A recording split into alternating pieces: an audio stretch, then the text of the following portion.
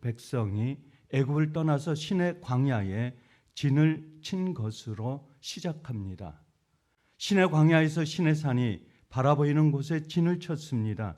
시내산은 가시나무가 무성한 산입니다. 출애굽기 3장 1절에 모세가 하나님의 산 호렙에 이름해 모세는 호렙산에서 십계명을 받았습니다. 호렙산과 시내산은 같은 산입니다. 시내 광야에 장막을 친 모세는 하나님 앞에 올라갔습니다. 하나님께서 시내산으로 올라온 모세에게 그를 불러 말씀하셨습니다. 너는 야곱의 집에 말하고 이스라엘 자손들에게 말하라. 하나님께서 모세에게 무엇을 말하라고 말씀하셨습니까? 애굽에서 종살이하며 노예로 살아가고 있는 순간순간마다 하나님께서 눈동자처럼 지켜주시고 보호하신다는 사실을 말하라라고 말씀하셨던 것입니다. 온 세계를 다스리는 분은 포악한 애굽 왕이 아니고 여호와 하나님이시다.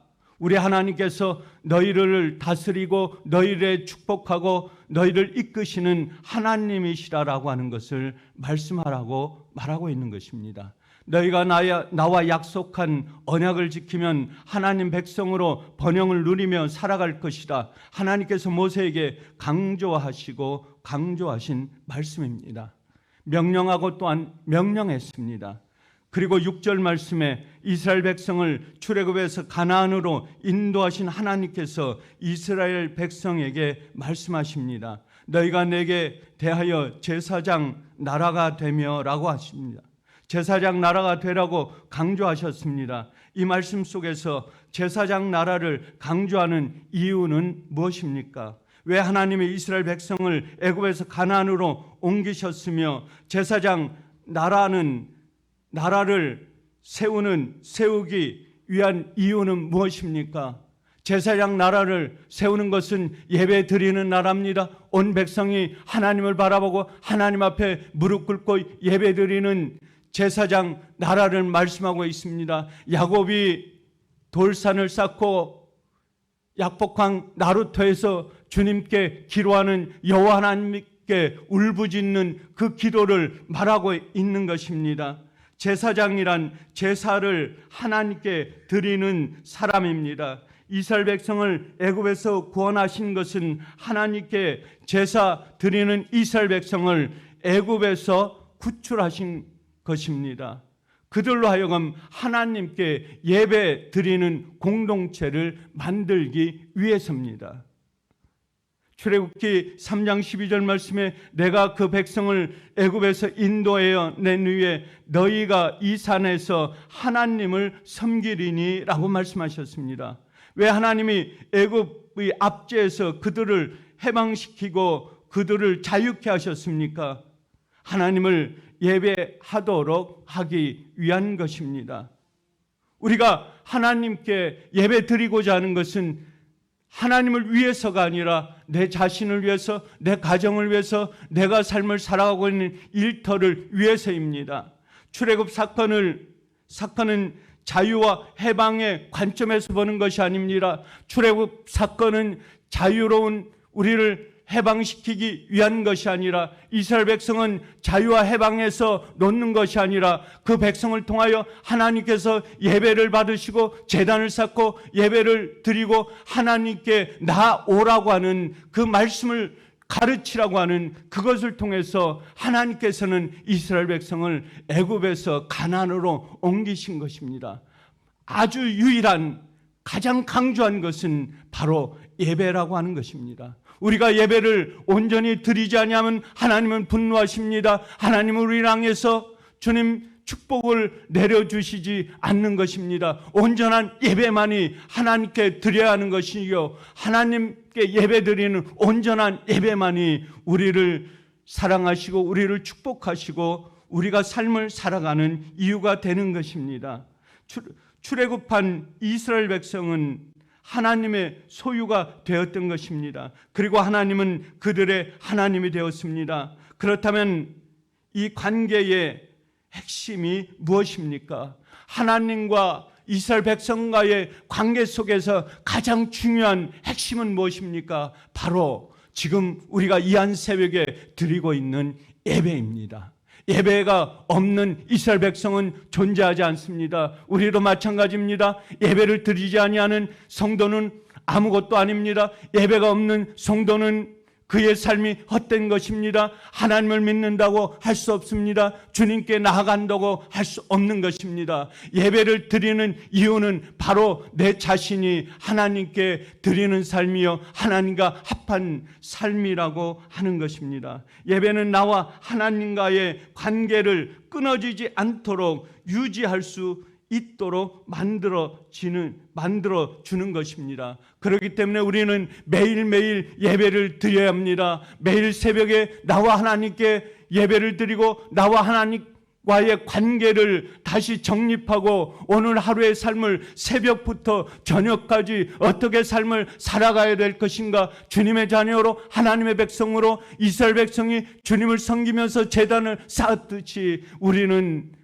가정에서 일터에서 예배의 제단을 쌓아야 하는 것입니다. 예배는 하나님과 나와의 관계를 더 깊고 더 풍성한 삶을 누리게 만들어줍니다. 그러나 아무리 믿음이 좋은 사람도 예배의 자리에서 멀어지면 하나님과 멀어질 수밖에 없습니다. 오늘 예배를 드렸다고 해서 내일 예배가 없으면 그의 삶은 헛된 것이요 그 심령 속에는 사탄의 영이 사로잡고 있다고 하는 것입니다. 하나님께서 이스라엘 백성들을 애굽에서 구원하여 내신 궁극적인 목적은 하나님을 예배하는 예배의 공동체를 세우기 위함인 것입니다. 바로 그 백성들이 하나님께 나와 애굽에서 고통하고 종살이하고 노예로 삶을 살아갔지만은 그러나 그것을 벗어나 가나안 땅으로 왔을 때는 하나님께서 이스라엘 백성에게 요구한 가장 중요한 것은 바로 예배라고 하는 것입니다. 그래서 하나님은 시내산에서 십계명을 주시고 레위 지파를 제사장으로 세우고 장막도 만들게 하고 하나님의 임재를 상징하는 언약궤 법궤를 지성소에 두게 하셨던 것입니다. 지성소에 두게 하신 가장 중요한 이유는 무엇입니까? 그것은 바로 하나님께 예배를 드리라고 하는 이스라엘 백성을 향한 모세 지도자를 통한 명령인 것입니다. 그렇기 때문에 예배는 생명과 같습니다.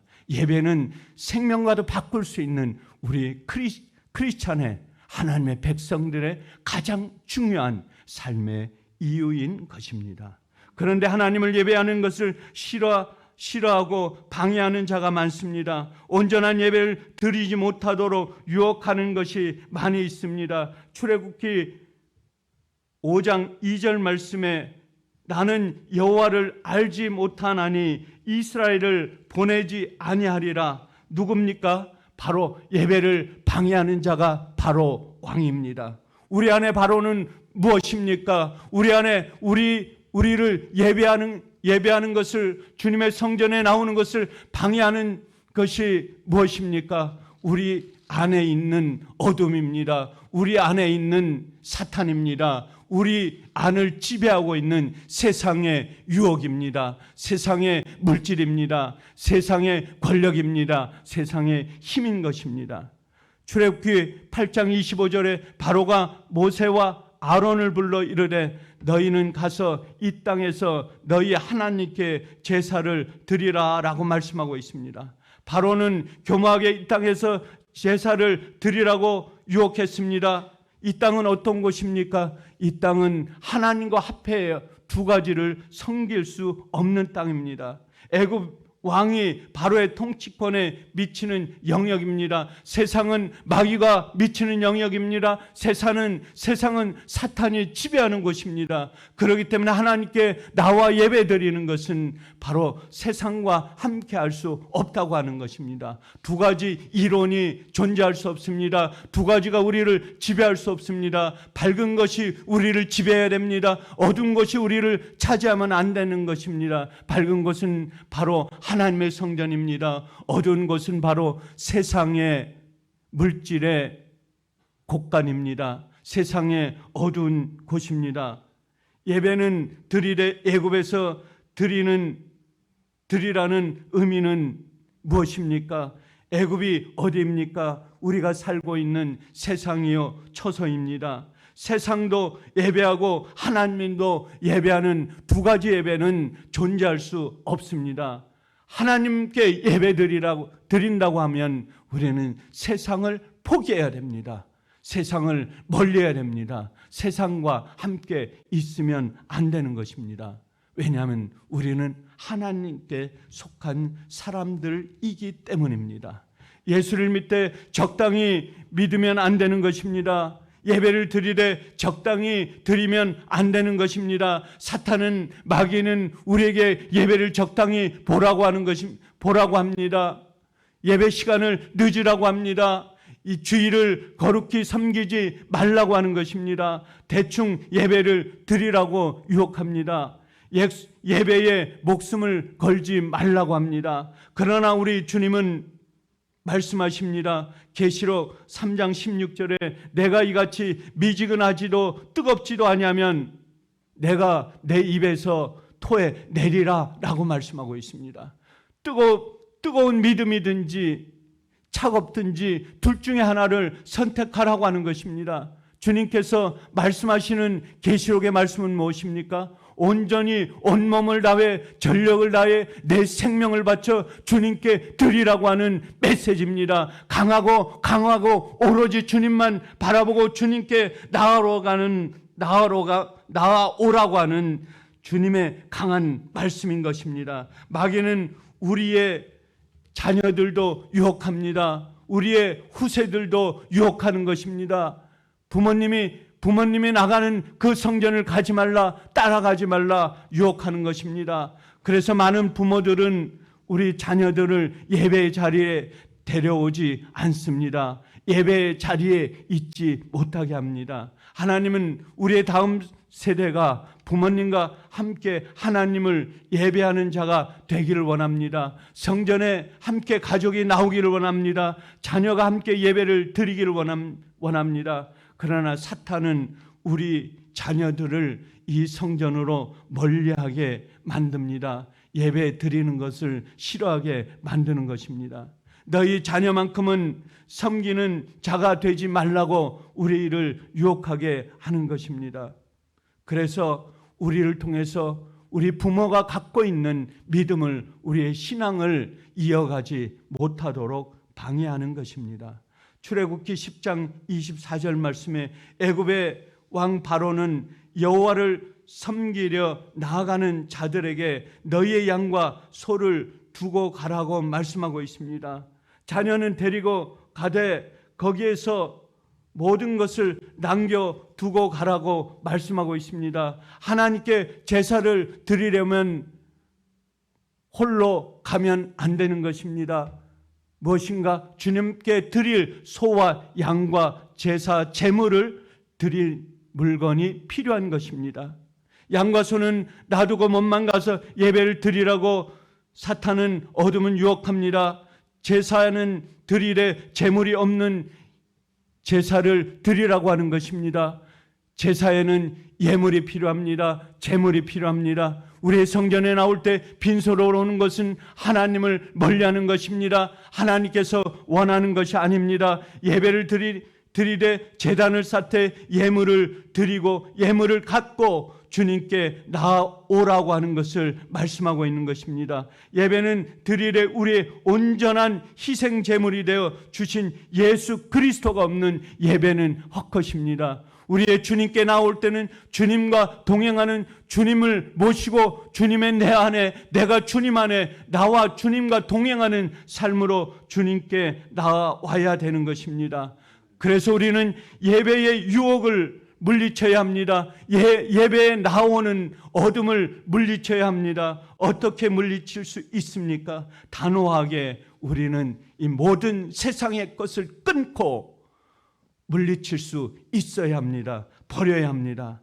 출애굽기 8장 26절 말씀에 모세가 이르되 그리함은 부당 하나이다 라고 말씀하고 있습니다. 모세는 적당히 바로와 타협하지 않았습니다. 바로가 박해를 가하고 이 땅에서 제사를 드리라라고 오로지 세상에 바로에게 제사를 드리라고 하는 이것을 단호하게 모세는 거절하고 오로지 하나님께만 예배를 드릴 수 있다고 하는 것을 이스라엘 백성에게 가르쳤던 것입니다. 말씀으로 물리칠 수 있습니다. 말씀으로 세상을 이길 수 있습니다. 말씀으로 어둠을 물리칠 수 있습니다. 오로지 말씀만이 세상을 이기는 유일한 무기입니다. 우리의 물질이 세상을 이기는 도구가 될 수 없습니다. 내가 갖고 있는 권력과 힘이, 내 자아가, 내 욕심이 세상을 이길 수 있는 어떤 것도 될 수 없습니다. 오로지 하나님 앞에 나오는 말씀을 갖고 나와서 주님 앞에 엎드리는 예배를 드리는 그 예배 속에서 하나님께서 주시는 힘을 가지고 세상을 물리칠 수 있고 세상을 이길 수 있다고 하는 것입니다. 모세는 계속되는 예배에 대한 바로의 유혹을 하나님의 말씀으로 물리쳤습니다. 예수님도 말씀으로 사탄의 유혹을 이기시고 물리치셨던 것입니다. 그러므로 우리도 내 주장이 아닌 하나님의 말씀으로 예배의 자리에 나와야 됩니다. 예배의 자리에 나오는 사람과 예배를 향해서 나오지 않는 사람과는 구분이 됩니다. 다릅니다. 몸도 다릅니다. 얼굴도 다릅니다. 마음도 다릅니다. 삶도 다릅니다. 생활 자체의 태도가 달라지는 것을 볼 수가 있습니다. 어떻게 우리는 이 모든 것들을 이겨낼 수 있는 것입니다.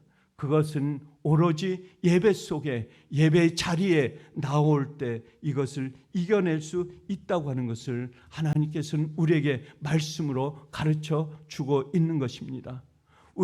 예배는 우리가 삶을 살아가는 가장 중요한 이유입니다. 한국교회는 예배 드리는 오늘날 21세기의 현대를 살아가는 한국교회를 바라볼 때 예배를 드리는 그 예배는 초대교회 하나님의 선배들, 하나님의 선조들, 백성들이, 우리의 선조들이 드리는 초대교회 예배를 드리지 못하는 이유가 오늘 한국교회의 어려움을 나타내고 있습니다. 하나님께서 우리 한국교회를 바라보면서 또한 우리 교회를 바라보면서 사랑하는 자들아, 사랑하는 백성들아, 나의 예배의 자리로 나오라. 예배를 향해서 주님을 섬겨라. 주님 앞에 무릎을 꿇으라. 머리를 숙여라. 주님께 매일매일 드리는 새벽부터 저녁까지 예배를 드려라. 하나님께서 우리에게 강조하는 말씀입니다. 오늘 우리가 새벽에 나오면서 저녁까지 삶을 살아갈 때